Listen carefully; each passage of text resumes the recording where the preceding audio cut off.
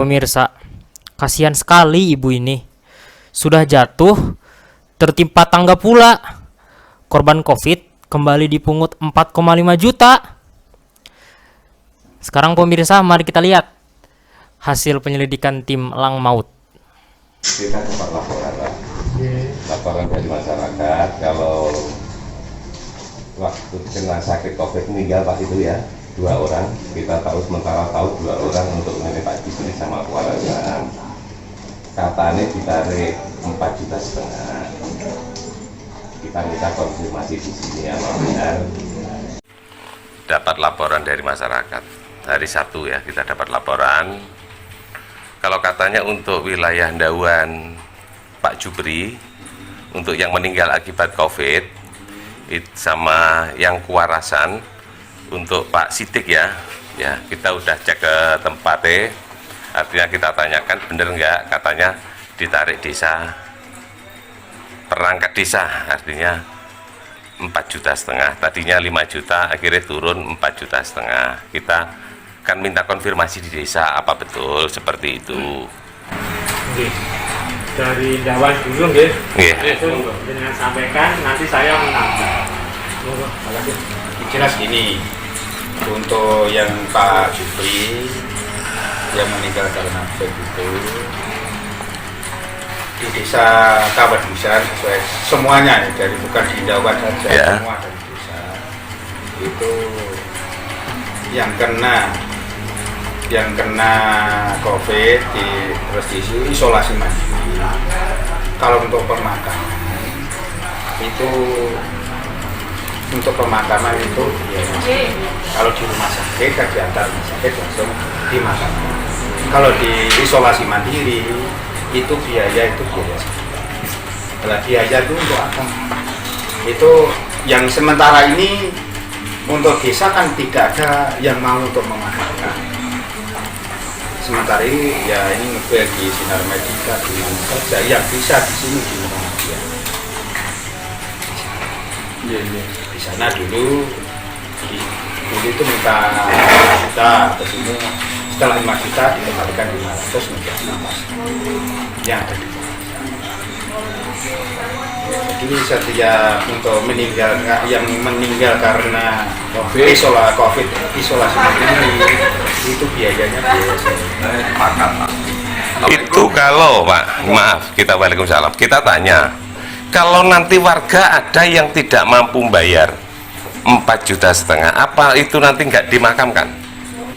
Termasuk gini, artinya Pak Nyun Sewu, itu kebijakan desa, artinya keputusan desa, intinya kan keputusan desa ya, keputusan desa dimintakan ke yang duka, yang keluarga meninggal. Karena kan itu isoman ya, isolasi mandiri kan. Kalau isolasi mandiri artinya kan itu kewenangan dari desa. Artinya rumah sakit minta biaya 4,5, artinya desa akhirnya memintakan ke pihak duka kan. Intinya seperti itu. Gimana? Monggo. Ini Pak. Ya. Ketika warga itu ada surat resmi positif, Ya. kan?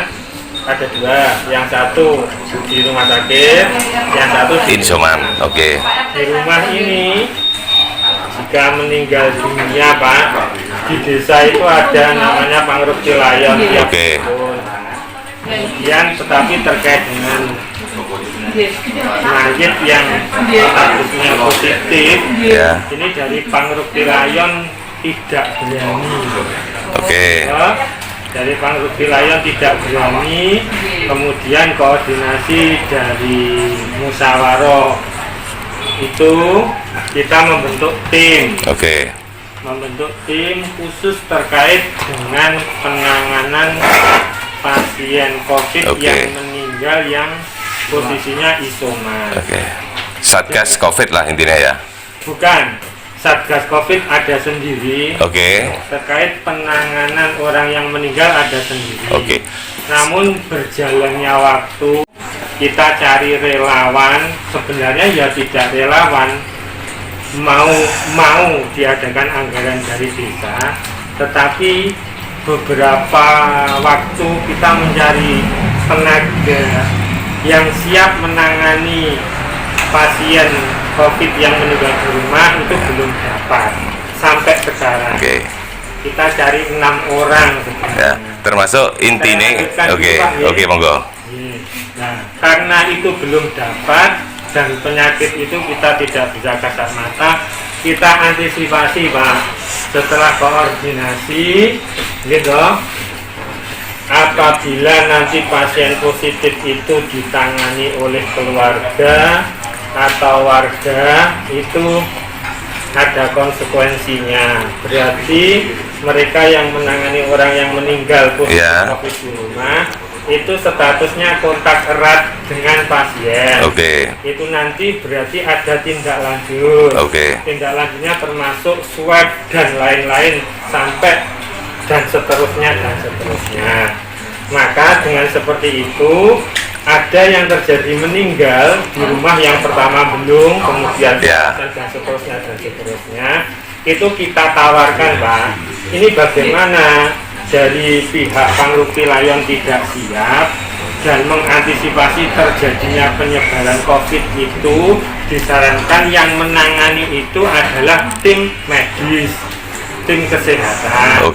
Tim kesehatan itu disarankan dari keluarganya yang bisa koordinasi langsung monggo, silahkan mau memilih rumah sakit mana atau siapa. Nah kebetulan yang pertama nih kalau tak cerita saya itu biar jelas Pak, itu belum Pak, belum itu kebetulan mencari sendiri Pak, bukan dari desa, dan itu akhirnya menjadi sebuah pengalaman yang sangat berarti bagi kita. Akhirnya dia mencari rumah sakit mana beberapa tempat, tidak sanggup, ada satu yang sanggup, biayanya 5 juta gitu. Sudah, kemudian beberapa saat kemudian baru terjadi di dusun lain terkait sing jenengan tadi, bagaimana jika terjadi warga yang tidak mampu.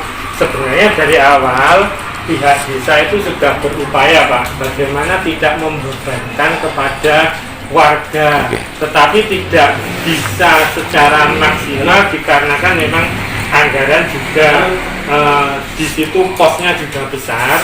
Kemarin kita koordinasi dengan tim kesehatan, sebelumnya sebenarnya sudah sering koordinasi, wakil dari kesehatan yaitu Bu Is selaku bidang desa yang menyambungkan ke puskesmas dan seterusnya.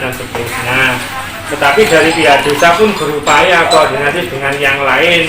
Misalkan orang Kawet Dusan itu ada Pak Agus, itu orang kesehatan. Kita sharing di situ. Kemudian dicarikan solusi di dinas sosial. Jawabannya dinas sosial gimana? Bukan dinas sosial, maaf, dinas kesehatan. Dinas kesehatan gimana? Akhirnya ada titik temu ini pun belum terklarifikasi secara lengkap. Begini, jika kalau memang kepepet Pak, tidak ada apa-apa, itu bukan tidak dimakamkan Pak. Langkahnya pihak desa itu disuruh menyiapkan alatnya, gitu. Kemudian disuruh telepon Pak Camat, terus Pak Camat disuruh telepon ke BPBD. Nah ini teknisnya, yang telepon wajib minimal Pak Camat, seperti itu. Dan itu belum terrealisasi, masih infonya seperti itu. Belum terrealisasi. Kok rodok lucu ini. Kita membahas, kita menyela. Kita melihat edaran Menteri, edaran Menteri Kesehatan RI.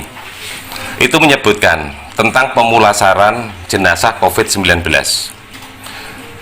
Itu kalau dia keadaannya di rumah sakit, itu orang meninggal akibat COVID-19 isinya, yang ada di rumah sakit, biaya ditanggung APBN atau APBD, dan rumah sakit semua yang menanggung. Itu karena anggaran dari APBN atau APBD. Sekedap terus. Itu terus yang kedua, kalau terjadi isoman atau isolasi mandiri, pihak desa harus memberikan atau memberitahu ke puskesmas melanjutkan ke rumah sakit itu atau BPBD. Itu yang kita tahu seperti itu. Yang ketiga, bila terjadi insoman harus menggunakan dana desa. Itu ada aturannya di edaran Menteri Kesehatan, setahu kita seperti itu. Artinya itu bisa menggunakan dana DD. Dana DD minimal 8% kan harus digunakan untuk COVID-19. Terus kenapa kok masih menarik warga, itu yang kita tanyakan. Oke, kita ngomong masalah Wahyudi yang kemarin. Kita karena sempat mana, Wahyudi itu waktu itu kan sakit dari Surabaya udah beberapa hari. Artinya dari pihak desa selain Pak Kasune Bulurjo, waktu itu gak enak sing wirawiri. Jenengan sempat ditelepon, katanya juga apa alasannya apa saya nggak tahu. Pak Kasun akhirnya melayu yang dindir, rumah sakit ditutup. Akhirnya alhamdulillah aku teko, aku ngamuk nih rumah sakit rumah sakit SLG, akhirnya lagi iso mlebu. Artinya memang itu kan belum tahu itu loro opo ketok wong matang-matang kok yo enek pembiaran seperti itu. Itu saya tahu sendiri karena waktu itu saya mau masuk di situ. Pak, ngapunten Pak, ini kula potong sekejap. Pandemi ini sudah ada kurang lebih 2 tahun. Betul, 2 tahun Pak. Untuk mencari relawan itu selama 2 tahun itu apa memang tidak bisa di desa ini? Belum bisa, Pak. Jadi selama 2 tahun ini desa Kawat Desa ini mencari relawan pemakaman. Relawan terkait dengan pasien yang positif COVID dan meninggal di rumah belum dapat. Demikian informasi kali ini. Semoga pihak berwenang segera bertindak. Tetap bersama Alang Maut Online. Jangan lupa like, share, dan subscribe.